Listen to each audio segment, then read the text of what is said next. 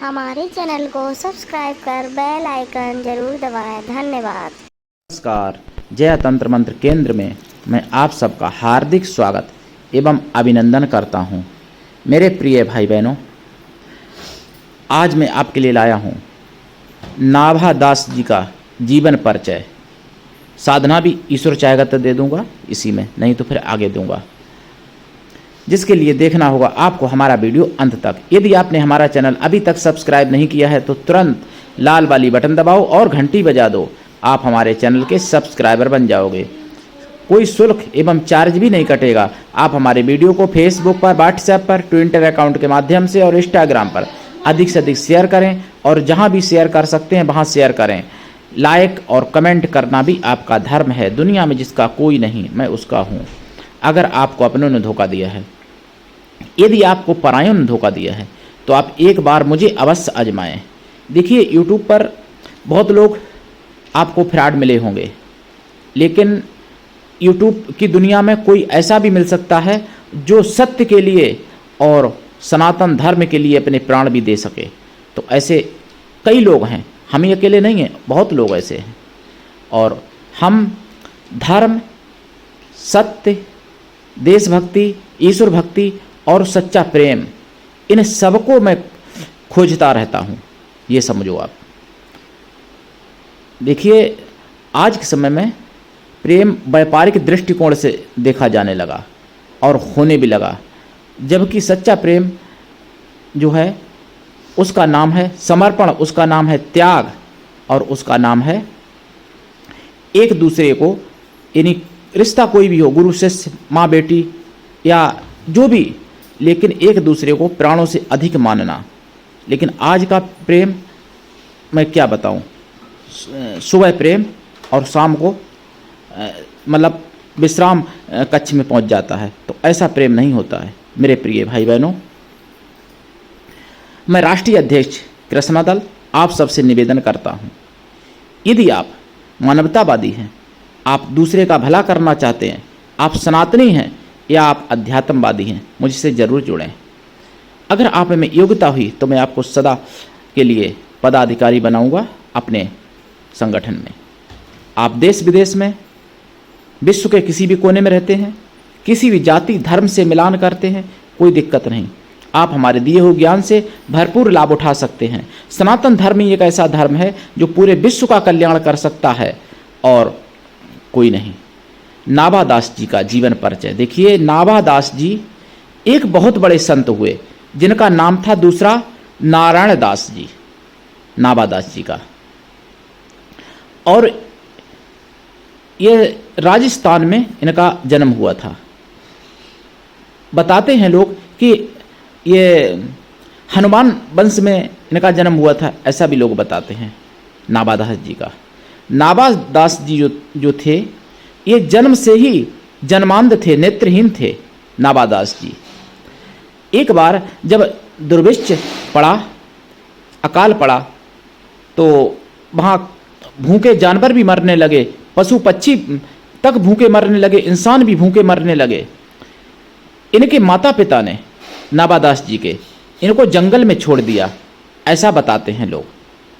कुछ लोग ये बताते हैं कि इनके पिता नहीं थे, माता ने छोड़ दिया, लेकिन जो भी है, छोड़ा तो था ही जंगल में माता पिता ने। और नेत्रहीन बालक 5 साल का, वो भी 5 साल की उम्र पर इनको जब छोड़ दिया तो ये कहाँ जाएं बेचारे, रोने लगे, तड़पने लगे बुरी तरीके से। तो 2 महात्मा जी रास्ते में आ रहे थे, जंगल से निकले,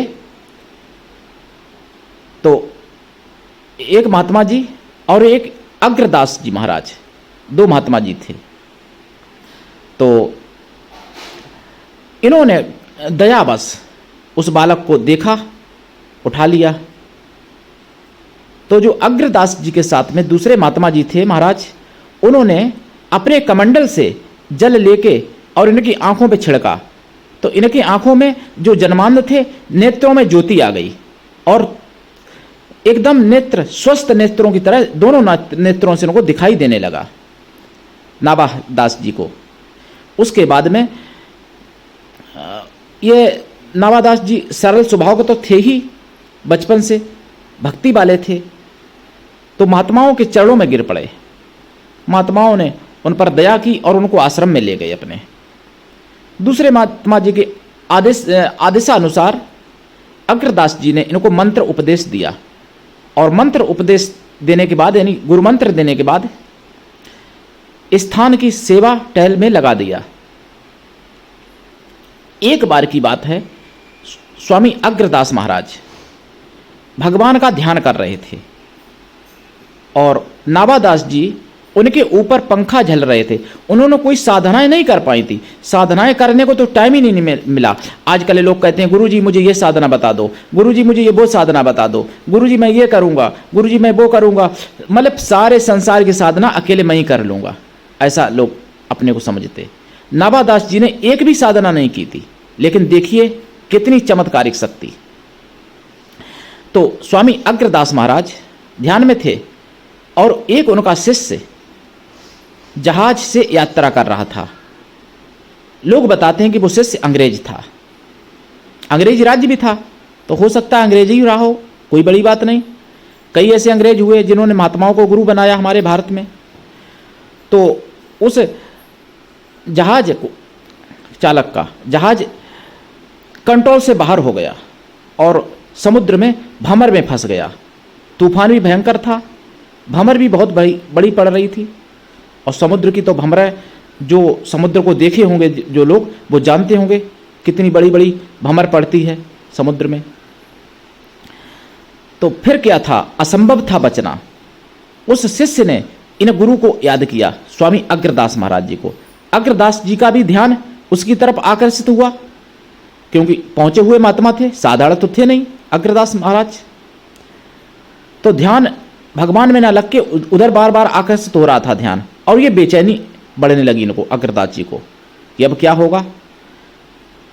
ये पंखा झल रहे थे नाभादास जी महाराज, पंखा की हवा से ही इन्होंने उस जहाज की रक्षा कर ली। मतलब भावनाओं में अपनी भावना को बनाया और पंखा की हवा इतनी तेज की जो कि वहां जहाज भंवर से निकल गया। हालांकि भंवर तक हवा नहीं पहुंची, लेकिन सूक्ष्म रूप से उस हवा ने ऐसा कार्य कर दिया। हमारे यहाँ ऐसे कई संत महात्मा हुए हैं जिन्होंने एक तिनका तोड़ दिया या कुछ तोड़ दी कोई चीज़, और वहाँ पर जिसको तोड़ना चाहा नगर को या परकोटे को, वो टूट गया वहाँ पर।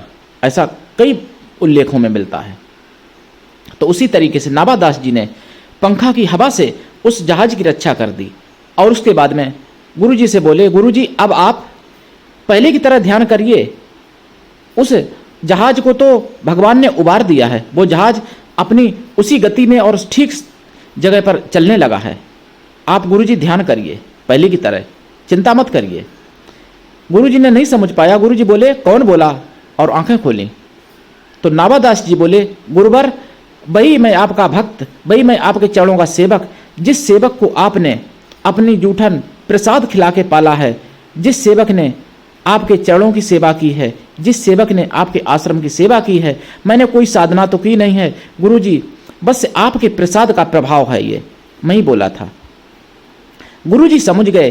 गुरुजी को समझते देर ना लगी। गुरुजी ने सोचा कि वास्तव में ये देखो इसकी इतनी आत्मा निर्मल पवित्र बन चुकी है, इसको इतनी बड़ी सिद्धि मिल चुकी है, जो कि ये मेरी मानसिक गति तक पहुंच गया और यहीं बैठे बैठे इसने पंखा की हवा से उस जहाज की रक्षा भी कर ली।